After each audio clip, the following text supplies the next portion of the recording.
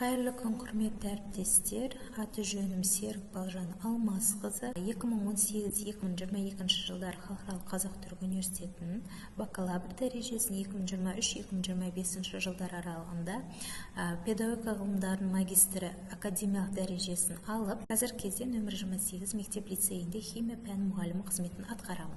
Бүгін тоқталып өтетін тақырыбым электронды оқулықтарды жасау болып табылады. Жалпы жүйенің көптеген платформаларын бойынша курстардан, онлайн курстардан өткен болатымын. Ең соңғы оқылған жүйе платформасы бойынша оқыған курсым Дарын ұстаз платформасы ұйымдастырылған Дарны қосымшасында білімімді жетілдіріп өтіп, сертификат алып, және осы ChatGPT мен Canva мүмкіндіктерін кеңінен қолдану мүмкіншіліктерін көріп, осы бойынша жұмыс жасап бастадым.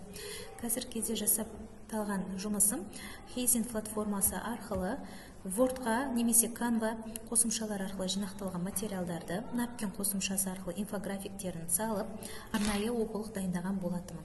Жалпы электрондық оқулық 7 мен 9 сынып оқушыларына арналған.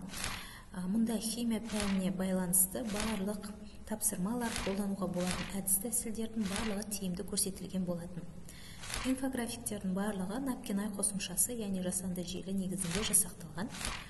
Материалдар өте көрнекі, деңгей бойынша қалыптастырылған. Жалпы мұнда сұрақтардан бастап жаттығулар, дидактикалық карталар, тест тапсырмалары, балама тесттер, сәйкестендіру секілді тапсырмалардан тұрады. Әр сабақ соңында қолдануға болатын платформалар, яғни жиі платформалар берілген.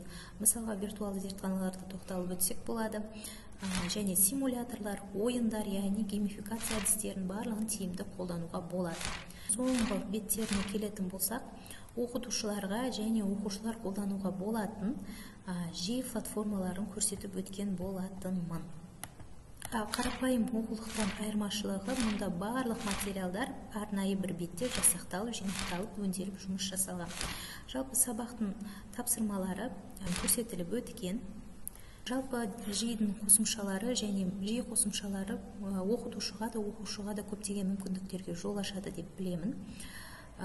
Және де сіздер осы оқулықты арнайы Казпатент сайтына жүктеп, авторлық құқықпен қорғасаңыздар да болады. Жалпы оқулықтың артықшылықтары өте кен. Сабақ соңында жалпы зерттеу жұмыстары негізінде сауалнама нәтижелері де электронды оқулықтардың сабақ барысында қолданудың өте тиімді екенін көрсетті. Жақсы нәтиже берді, және назарларыңызға рахмет.